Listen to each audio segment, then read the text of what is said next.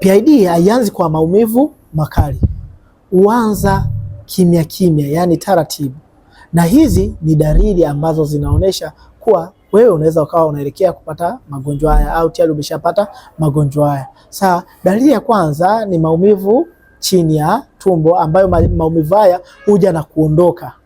Dalili ya pili ni ile hali ya kupata maumivu wakati wa tendo la ndoa. Dalili ya tatu ni ile hali ambapo wewe unakuwa unatokwa na damu katikati ya mzunguko, yani period imeisha katikati tena unakuta unatoka damu, alafu na period ikifuata unakuja kupata kutoka damu. Ila dalili ya nne ni ile hali ambayo tunasema wewe mwanamke unakuwa unatoka na uchafu, sawa, wenye harufu, uchafu mzito wenye harufu isiyotambulika, haielezeki, sawa. Na dalili ya tano, hii hali tunasema hivi huwa inapelekea wewe kujihisi uchovu na unyonge wa mara kwa mara. Hii hali ikiendelea ni chanzo kikubwa cha wanawake kupata saratani ya kizazi, sawa.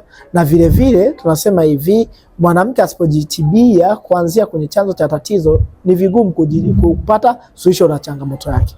Hivyo basi, kama ni wewe mwanamke na unahitaji matibabu sahihi kuondokana na hii hali ulionayo, nitafute, hakikisha unanitumia ujumbe WhatsApp, ila usisahau kufollow channel hii ili kupata tips mbalimbali za afya. Share na kwa mwenzio.